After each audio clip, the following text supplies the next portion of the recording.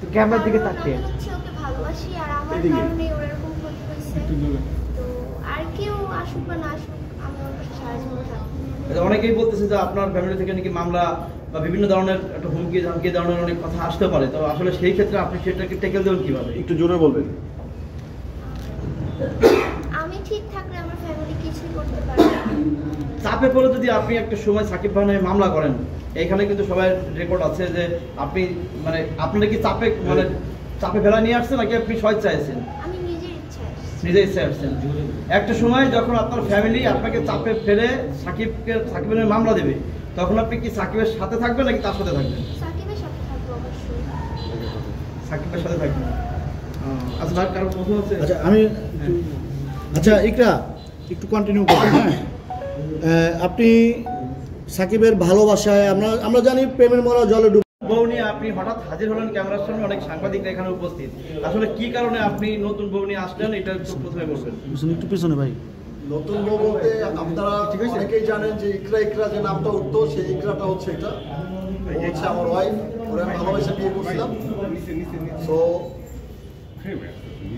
এটা যে কোনো একটা দুর্ঘটনার মাধ্যমে আমরা হচ্ছে দুইজনে দুই দিকে চলে যাই, মানে একসাথে থাকতে পারি না। প্রায় 8-9 মাস ধরে আমাদের বিয়ে হয়েছে। তারপর তো আমি অসুস্থ ছিলাম, আপনারা জানেন। ও হসপিটালে ওর আম্মুর সাথে 2বার দেখা করতে আসছিল। ওর আম্মু আমার কাছে আসতে দিচ্ছিল না আর কি, ওকে নিয়ে গেছিল। আমাকে যে 4 মাস জেল খাটাইছে ওর আম্মুই জেল খাটাইছে। আর একজন আপনারা তো জানেন কে আমার শত্রু, সে মিলে হচ্ছে আমাকে একটা ক্ষতি করছে। তো এবার যখন আমি সুস্থ হওয়ার পর আমাকে হঠাৎ করে নক দেয় ইকরা, বলে যে যান। আর এমনিতেই প্রায় কথা হইতো, বলে যান আমি তোমাকে ছাড়া বাঁচবো না। আমি তো ওই যে বের হয়ে গেছি বাসা থেকে, একে 2বার বের হয়েছে, ওরা তো ধরে নিয়ে গেছে। এইবার তো আর হচ্ছে নিতে পারে নাই, কারণ হচ্ছে এইবার আর যাবেই না। যার কারণ হচ্ছে একেবারের জন্য চলে আসছে আমার কাছে। বাকিটা আপনারা হচ্ছে ওরে কোশ্চেন করলে জানতে পারবেন। আচ্ছা আমি আপনার কাছে প্রশ্ন করি, আপনার যেই ঘটনাটা ঘটছে বেশি দিন হয় নাই, আপনি তাকে বলছেন 8 মাস আগে বিয়ে করেছেন, এটা কিভাবে সম্ভব হয়েছে? বিয়েটা করার পরেই তো হচ্ছে আমাকে জেলে পাঠাইলো মিথ্যা একটা মামলা দিয়ে। তারপর হচ্ছে ওর মেয়েকে দিয়ে যে ধর্ষণের অভিযোগ দিল একটা, বিভিন্ন প্রকারের হচ্ছে আমাকে হেনস্থার শিকার করলো। অ্যান্ড ওর মতো জঘন্যতম মহিলাকে কি আমার সাথে যায় কিনা, আমি ওকে বিয়ে করবো কিনা, এটা মানুষকে উল্টা বুঝাইলো যে আমি আমার হাজবেন্ড এটা সেটা বলে অনেক কিছু বলে তো বুঝাইছি। যার কারণ হচ্ছে আমি আমার ওয়াইফকে নিয়ে এখন আমি প্রেজেন্টেশন হচ্ছি যে ইকরা হচ্ছে আমার রিয়েল লাইফের ওয়াইফ।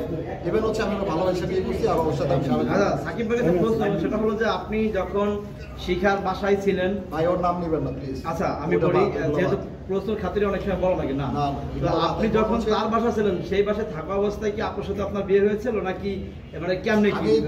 আমি আমার বাসায় থেকে বিয়ে হয়েছি, আমার অবস্থানে থেকে, আমার এলাকা থেকে বিয়ে হয়েছে। মানে এই বিয়ে হওয়ার পরেই আপনার সাথে যে ঘটনাটা ঘটছে বিয়ে হওয়ার পরেই?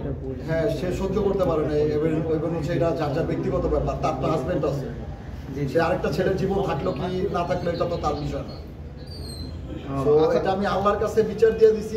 ইভেন হচ্ছে যদি সে কারাগারে আছে, যদি বের হয়ে এসে বাড়াবাড়ি করে, তার বাকিটা আমি দেখবো ইনশাল্লাহ।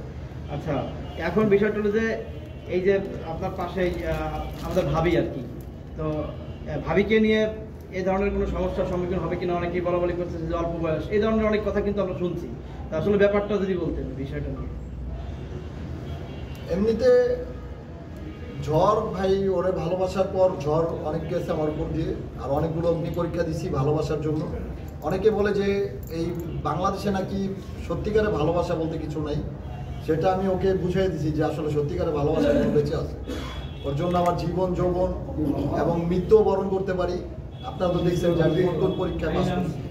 এবার হচ্ছে সুস্থ হয়ে ঘুরে দাঁড়িয়েছি। এবার হচ্ছে আমার সামনে কাজ করব, ভালো ভালো কাজ করব, এবং আমরা দুজন আবার এক হয়েছি, এবং সারা জীবন থাকবো একসাথে। আচ্ছা এমনও আছে যে আপনি অন্য কোনো নায়িকার সাথে কাজ করতে গেছেন, সেখানে আপনার যে ঝামেলাটা হলো এরকম কোনো ঝামেলা হবে কিনা? ওর এরকম কোনো মাইন্ড নেই, আমি ওরা ছাড়া অন্য কারো দিকে ওইভাবে তাকে না। ভাবির কাছে একটু জানতে চাই যে ভাবি, যে অনেকেই সাকিব ভাইকে নিয়ে বিভিন্ন ধরনের মন্তব্য করে যে সাকিব ভাইয়ের সাথে কোনো মেয়েরা কথাই বলবে না এখন, অথচ দেখতে পাচ্ছি আপনি নতুন ভবিষ্যতে এখানে বসে আছেন। আসলে কেন আপনি সাকিব ভাইকে পছন্দ করেন এটা একটু বলবেন।